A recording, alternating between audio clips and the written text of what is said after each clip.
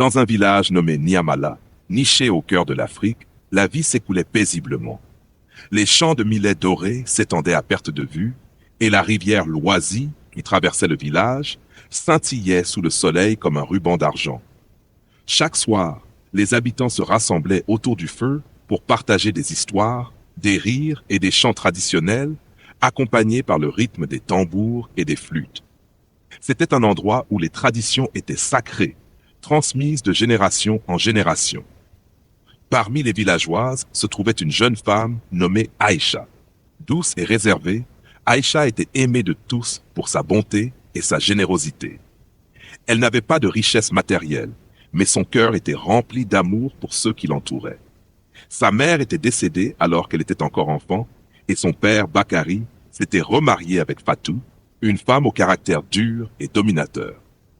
Pour Fatou, Aïcha n'était qu'un fardeau, une ombre du passé qu'elle préférait ignorer. Malgré les critiques et les remarques acerbes de sa belle-mère, Aïcha ne se plaignait jamais. Elle travaillait du matin au soir, s'occupant de la maison, préparant les repas et veillant sur ses demi-frères et sœurs.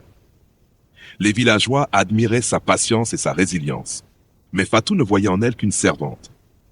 Un soir, alors que le soleil commençait à disparaître derrière les collines, Fatou appela Aïcha dans la cour de la maison.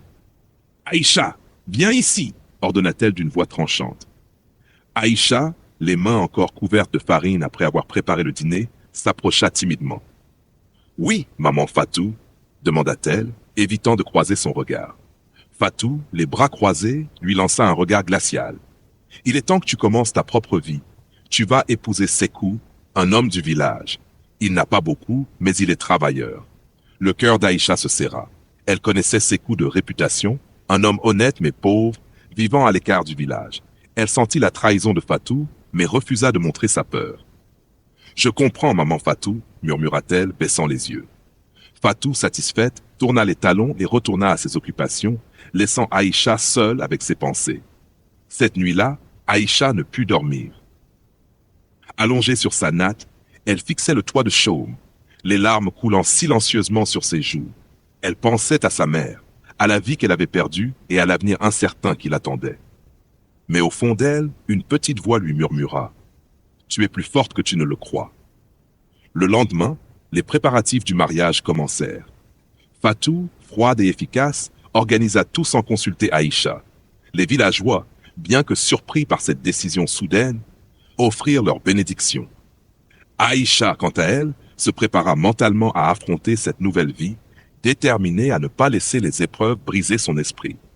Le jour du mariage arriva, et le village de Niamala se para de couleurs et de chants. Les femmes avaient préparé des plats traditionnels, et les hommes jouaient des mélodies joyeuses avec leurs tambours et leurs flûtes. Mais derrière les sourires et les festivités, Aïcha sentait un poids sur son cœur. Elle portait une robe simple, tissée par ses propres mains, et ses cheveux étaient tressés avec soin par les femmes du village. Elle se tenait debout, entourée de ses demi-frères et sœurs, tandis que Fatou, impassible, observait la scène. Sékou, le futur époux, était un homme grand et mince, au visage marqué par le travail sous le soleil. Il portait une tunique propre mais usée, et ses mains calleuses témoignaient des années passées à cultiver la terre.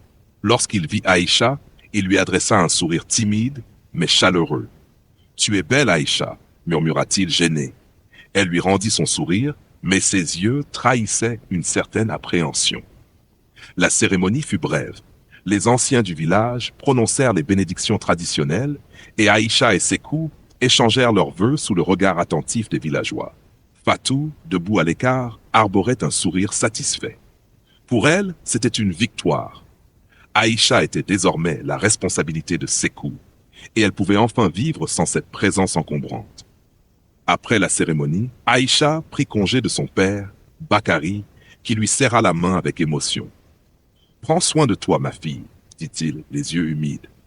Aïcha hocha la tête, incapable de prononcer un mot. Elle savait que son père était impuissant face à la volonté de Fatou et elle ne lui en voulait pas. Le couple partit ensuite pour leur nouvelle maison, une modeste case située à l'écart du village. En chemin, Aïcha et Sékou marchèrent en silence, chacun absorbé par ses pensées. Lorsqu'ils arrivèrent, Aïcha fut frappée par la simplicité du lieu. La case était petite, avec un toit de chaume et des murs en terre. À l'intérieur, il n'y avait que quelques nattes, une marmite et un petit feu pour cuisiner. Sékou, gêné, lui dit « Ce n'est pas grand-chose, mais c'est notre maison. Nous allons en faire un foyer. » Aïcha lui sourit, essayant de cacher son inquiétude. « Nous allons y arriver, Sékou, ensemble. » Les premiers jours furent difficiles. Aïcha apprit rapidement à s'adapter à sa nouvelle vie. Elle travaillait au champ aux côtés de Sékou, portait de lourds seaux d'eau depuis la rivière et cuisinait avec le peu qu'ils avaient. Les journées étaient longues et épuisantes, mais Aïcha trouvait une certaine fierté dans son travail. Pour la première fois, elle se sentait en partenariat avec quelqu'un, même si leur vie était humble. Un soir, alors qu'ils partageaient un repas frugal, Sékou lui demanda « Est-ce que tu regrettes ?» Aïcha le regarda surprise. « Regretter quoi ?»« De m'avoir épousé. Je sais que ce n'est pas une vie facile. » Aïcha posa sa main sur la sienne. « Je ne regrette rien, Sékou. Nous allons construire quelque chose de beau, tu verras. » Malgré ces paroles rassurantes, Aïcha sentait parfois une vague de tristesse l'envahir. Elle pensait à sa vie passée, à son père et même à Fatou, qu'il avait chassé de chez elle. Mais elle refusait de se laisser abattre. Elle avait choisi de faire face à l'adversité avec courage, et elle était déterminée à ne pas laisser les épreuves briser son esprit. Les mois passèrent, et Aïcha s'adapta peu à peu à sa nouvelle vie. Bien que difficile, elle trouvait une certaine satisfaction dans le travail acharné et la complicité qui grandissait entre elle et Sékou. Un jour, alors qu'elle revenait des champs, les bras chargés de légumes, elle aperçut une silhouette familière devant leur case. C'était Fatou, sa belle-mère, vêtue de ses plus beaux habits, un sourire ironique aux lèvres. « Alors, c'est ici que tu vis maintenant ?» demanda Fatou en jetant un regard dédaigneux autour d'elle. Aïcha, surprise, posa son fardeau et essuya ses mains sur son pagne. « Maman Fatou, que fais-tu ici ?»« Je suis venu voir comment tu t'en sortais, » répondit Fatou, les bras croisés. « Mais je vois que tu n'as pas beaucoup changé, toujours aussi pauvre. » Aïcha sentit une bouffée de colère monter en elle, mais elle se retint. « Nous faisons de notre mieux, » dit-elle calmement. « Sékou est un homme bon et nous travaillons dur. » Fatou éclata de rire, un rire sec et méprisant. « Travailler dur? Pourquoi? Pour cette misérable case et ces champs qui ne rapportent rien? Tu aurais dû rester à la maison, Aïcha. Au moins, tu aurais eu un toit décent. » Sékou, qui venait de rentrer des champs, entendit les dernières paroles de Fatou. Il s'avança, les poings serrés, mais Aïcha lui fit signe de ne pas intervenir. « Maman Fatou, dit-elle avec fermeté, je suis heureuse ici.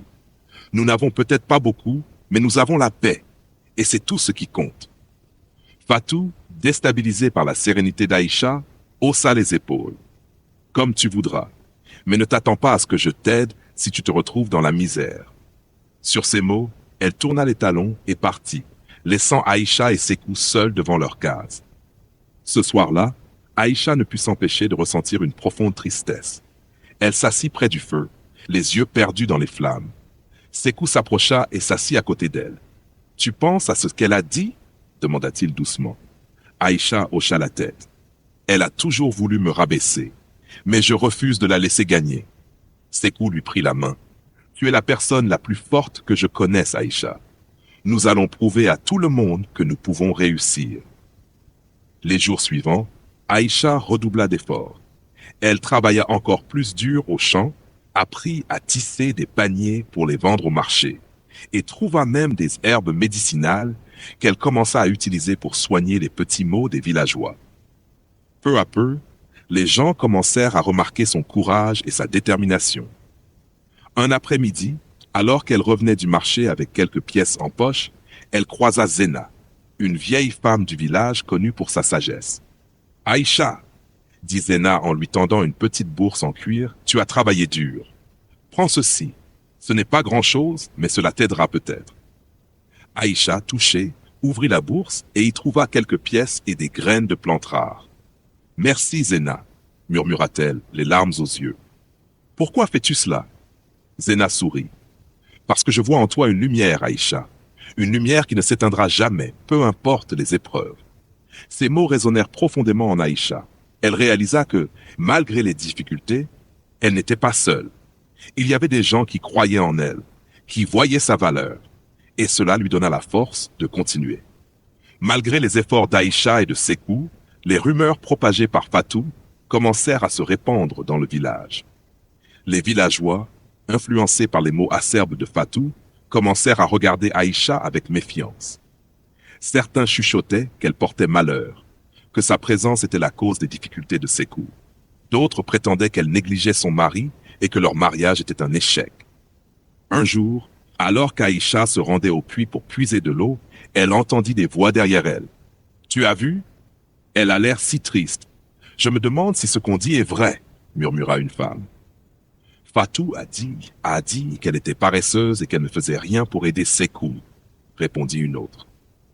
Aïcha sentit son cœur se serrer, mais elle continua son chemin, la tête haute. Elle refusait de montrer à quel point ces mots la blessaient. Cependant, les rumeurs eurent des conséquences concrètes. Les villageois commencèrent à éviter Sékou, refusant de lui acheter ses récoltes ou de lui offrir du travail. Un soir, Sékou rentra à la maison, l'air abattu. « Personne ne veut plus faire affaire avec moi, Aïcha, » dit-il en s'asseyant lourdement.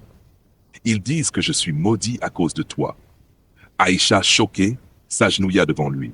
« Sékou, tu ne peux pas croire ces mensonges. Nous savons tous les deux que ce n'est pas vrai. » Sékou la regarda, les yeux remplis de doute. « Mais pourquoi dirait-il ça, Aïcha? Pourquoi tout le monde te critique ?» Aïcha sentit une boule se former dans sa gorge. Elle savait que Fatou était derrière tout cela, mais elle ne voulait pas envenimer la situation en accusant sa belle-mère. « Je ne sais pas, Sékou, » murmura-t-elle, « mais nous devons rester forts. Nous allons trouver un moyen de surmonter ça. » Malgré ces paroles rassurantes, Aïcha sentait le poids des rumeurs peser sur ses épaules. Elle décida de redoubler d'efforts pour prouver sa valeur. Elle se leva avant l'aube chaque jour, travaillant au champ jusqu'à ce que ses mains soient couvertes d'ampoules. Elle apprit à tisser des paniers plus complexes et à préparer des remèdes à base de plantes qu'elle offrait gratuitement aux villageois malades. Un jour, alors qu'elle aidait une vieille femme à soigner une blessure, celle-ci lui dit « Tu es une bénédiction pour ce village, Aïcha. Ne laisse personne te dire le contraire. » Ces mots réconfortèrent Aïcha, mais ils ne suffirent pas à arrêter les rumeurs. Un après-midi, alors qu'elle revenait des champs, elle trouva Sékou assis devant leur case, l'air sombre. « Qu'est-ce qui ne va pas ?» demanda-t-elle, inquiète. Sékou leva les yeux vers elle, son visage marqué par la fatigue et le désespoir. « J'ai entendu dire que Fatou a convaincu les anciens du village de ne plus nous aider. Elle dit que nous sommes une honte pour Niamala. » Aïcha sentit une colère froide monter en elle. Elle savait que Fatou était déterminée à la détruire, mais elle ne s'attendait pas à ce qu'elle aille aussi loin. « Sékou, » dit-elle avec fermeté, « nous ne pouvons pas laisser ces mensonges nous définir. Nous allons prouver à tout le monde que nous sommes capables de réussir avec ou sans leur aide. » Sékou la regarda, étonné par sa détermination. « Tu as raison, Aïcha. Nous allons leur montrer de quoi nous sommes capables. » Ensemble, ils décidèrent de chercher des solutions en dehors du village. Aïcha avait entendu parler d'un riche marchand qui cherchait des travailleurs pour gérer une nouvelle ferme. Elle décida de tenter sa chance, malgré les risques. Un matin, avant que le soleil ne se lève, Aïcha se prépara pour un voyage qui pourrait changer leur vie. Elle mit ses meilleurs vêtements, prit un panier rempli de ses tissages et de ses remèdes, et partit vers le marché du village voisin, où le riche marchand Moussa était censé passer. Sékou, bien qu'inquiet, lui souhaita bonne chance. « Sois prudente, Aïcha, » dit-il en lui serrant la main. « Je le serai, » répondit-elle avec un sourire rassurant. Le marché était animé, rempli de couleurs, d'odeurs et de bruits. Aïcha se fraya un chemin à travers la foule, cherchant le marchand. Elle finit par le trouver près d'un étal de tissus, entouré de villageois qui espéraient attirer son attention. Moussa était un homme imposant, vêtu de riches étoffes, avec une barbe bien taillée et un regard perçant. Aïcha prit une grande inspiration et s'approcha de lui. « Monsieur Moussa, dit-elle d'une voix claire, j'aimerais vous parler. » Le marchand tourna son regard vers elle, surpris par sa franchise. « Qui es-tu, jeune femme, et que veux-tu ?»« Je m'appelle Aïcha, et je viens du village de Niamala. J'ai entendu dire que vous cherchiez des travailleurs pour gérer une nouvelle ferme. Je suis prête à travailler dur et je peux vous prouver ma valeur. Moussa la regarda avec intérêt. Tu as du courage, Aïcha. Mais la gestion d'une ferme est un travail difficile. Pourquoi devrais-je te faire confiance? Aïcha ouvrit son panier et lui montra ses tissages et ses remèdes. J'ai appris à tisser, à cultiver la terre et à soigner les malades. Je suis prête à tout faire pour réussir. Et je crois que, avec votre soutien, nous pouvons créer quelque chose de grand. Moussa resta silencieux un moment, puis il sourit. Tu me rappelles quelqu'un, Aïcha. Ma mère était comme toi, courageuse et déterminée. Elle a commencé avec rien et a bâti une vie prospère. Très bien, je te donnais une chance. Mais sache que si tu échoues, je ne serai pas indulgent. Aïcha sentit son cœur bondir de joie. Merci, monsieur Moussa. Vous ne le regretterez pas. De retour à Niamala, Aïcha annonça la nouvelle à Sékou. Nous allons gérer une nouvelle ferme, Sékou, s'exclama-t-elle, les yeux brillants d'excitation. Sékou, d'abord sceptique, fut rapidement emporté par l'enthousiasme d'Aïcha. Tu as vraiment réussi à le convaincre? Demanda-t-il, incrédule. Oui, répondit-elle en souriant. Et maintenant, nous allons montrer à tout le monde de quoi nous sommes capables. Les jours suivants, Aïcha et Sékou se préparèrent pour leur nouvelle vie. Ils quittèrent leur modeste case et partirent pour la ferme que Moussa leur avait confiée. C'était un grand terrain, avec des champs fertiles et une maison plus spacieuse. Pour la première fois, Aïcha sentit qu'ils avaient une vraie chance de réussir. Avec les graines résistantes à la sécheresse offertes par Zéna, Aïcha et Sékou redoublèrent d'efforts. Ils travaillèrent jour et nuit, replantant les champs et mettant en place un système d'irrigation ingénieux pour économiser l'eau. Les villageois, voyant leur détermination, commencèrent à leur offrir leur aide. Certains apportèrent des outils, d'autres partagèrent leurs connaissances en agriculture. Même ceux qui avaient douté d'Aïcha furent impressionnés par sa résilience. Un matin, alors que le soleil se levait à l'horizon, Aïcha se tenait au milieu de leur champ verdoyant, un sourire aux lèvres. Les plants avaient poussé malgré la sécheresse et les récoltes promettaient d'être abondantes. Sékou la rejoignit, l'air fier. « Nous y sommes arrivés, Aïcha, dit-il en lui prenant la main.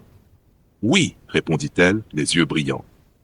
Nous avons surmonté toutes les épreuves. » Quelques semaines plus tard, les récoltes furent si abondantes qu'Aïcha et Sékou purent non seulement subvenir à leurs besoins, mais aussi vendre une partie de leurs produits au marché.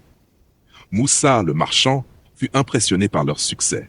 « Vous avez fait ce que beaucoup pensaient impossible, dit-il en leur rendant visite. Je suis fier de vous. » Aïcha, humble, répondit, « Nous n'avons pas réussi seuls, monsieur Moussa. Nous avons eu de l'aide et nous avons cru en nous-mêmes. » La nouvelle de leur succès se répandit rapidement, atteignant même le village de Niamala. Fatou, la belle-mère d'Aïcha, fut contrainte de reconnaître sa défaite. Un jour, elle se rendit à la ferme, l'air embarrassé. « Aïcha, dit-elle d'une voix hésitante, je suis venue te féliciter. Tu as réussi là où beaucoup auraient abandonné. » Aïcha, bien que surprise, lui offrit un sourire. « Merci, maman Fatou, mais je n'ai pas fait cela pour te prouver quelque chose. Je l'ai fait pour moi, pour Sékou et pour notre avenir. » Fatou baissa les yeux, honteuse. « Je vois maintenant que j'ai eu tort. Tu es plus forte que je ne l'ai jamais imaginé. » Aïcha posa une main sur son épaule. « Le passé est derrière nous. Ce qui compte, c'est ce que nous faisons aujourd'hui. » Avec le temps, Aïcha et Sékou devinrent des figures respectées dans la région. Leur ferme prospéra et ils purent aider d'autres familles en difficulté. Aïcha, toujours généreuse, partageait ses connaissances et ses ressources avec ceux qui en avaient besoin. Elle devint un symbole de résilience et de bonté, inspirant les générations futures. Que pensez-vous de l'histoire d'Aïcha? Avez-vous déjà traversé des épreuves qui vous ont semblé insurmontables? Partagez vos réflexions dans les commentaires et dites-nous d'où vous nous écoutez. N'oubliez pas d'aimer et de partager cette histoire si elle vous a inspiré. Et abonnez-vous pour découvrir d'autres contes remplis de courage et d'espoir. Merci d'avoir écouté les contes de Niamala. À bientôt pour de nouvelles aventures.